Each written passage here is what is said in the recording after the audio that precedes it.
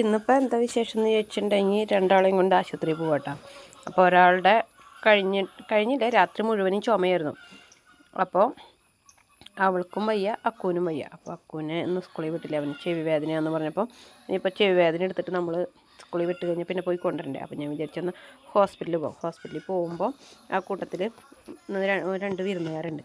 അപ്പോൾ അവർക്കുള്ള ഇറച്ചി മീനൊക്കെ മേടിക്കാമെന്ന് വിചാരിച്ചു കേട്ടോ. അപ്പോൾ അതിൻ്റെ ഇടയ്ക്ക് അവൾ കൊതി കുത്തിയിരിക്കണതാണ്. അവൾ എപ്പോഴും ഇങ്ങനെ കൊതി കുത്തിയിരിക്കും. പിന്നെ നമ്മൾ ശ്രദ്ധിക്കാതാകുമ്പോൾ ഓട്ടോമാറ്റിക്കലി ശരിയായിക്കോളും. അങ്ങനെ ഹോസ്പിറ്റലിലേക്ക് പോകണ വഴിക്ക് കണ്ണിലെന്തോ പോയിട്ടാണ്, കണ്ണ് കണ്ട മാന്തി അത് അങ്ങനെ ചുമന്ന് കഴിഞ്ഞപ്പോൾ അവിടെ വന്ന സിസ്റ്റർ ടോക്കൺ എടുത്ത് കഴിഞ്ഞപ്പോൾ സിസ്റ്റർ എന്നോട് ചോദിച്ചു, എനിക്കാണോ കാണിക്കേണ്ടതെന്ന് ചോദിച്ചു. അപ്പോൾ ഞാൻ ചോദിച്ചു, അല്ല, എന്താ പറ്റി? അല്ല, തൻ്റെ കണ്ണ് ചുമന്നിരിക്കട്ടെ, അപ്പോൾ കണ്ണ് കാണിക്കണോ എന്ന് ചോദിച്ചിട്ട്. അപ്പോൾ ഞാൻ പറഞ്ഞാൽ അല്ല, പിള്ളേരെ കാണിക്കാനാണെന്ന് പറഞ്ഞു. എന്നാൽ പിന്നെ പോയി കണ്ണൊന്ന് കഴുകി നോക്ക്, ശരിയാവുമെന്ന് പറഞ്ഞു. അങ്ങനെ കണ്ണ് കഴുകി ആ കോലം കെട്ടിരിക്കുന്നത് കേട്ടോ. അത് കഴിഞ്ഞ് അനുമോളെ ഡോക്ടറെ കാണിക്കാൻ നേരത്തെ അനുമോൾ പറഞ്ഞു, എനിക്ക് ഡോക്ടറെ കണ്ട പച്ചവെള്ളം മതി,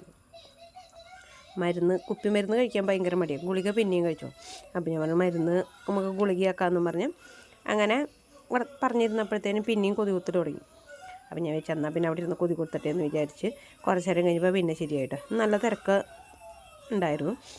അങ്ങനെ ഡോക്ടറെയൊക്കെ കാണിച്ച് മരുന്നൊക്കെ മേടിച്ചിട്ട് പതുക്കെ ഞങ്ങൾ മീൻ മേടിക്കാൻ പോയപ്പോൾ എനിക്കിഷ്ടപ്പെട്ട നല്ല മീനുണ്ടായിരുന്നു.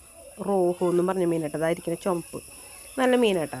അപ്പോൾ അങ്ങനെ മീനൊക്കെ മേടിച്ചു പുറത്തേക്ക് ഇറങ്ങിയതാട്ടീ കാണുന്നത്. അപ്പോൾ ബൈ, അടുത്ത വീഡിയോയിൽ കാണാം.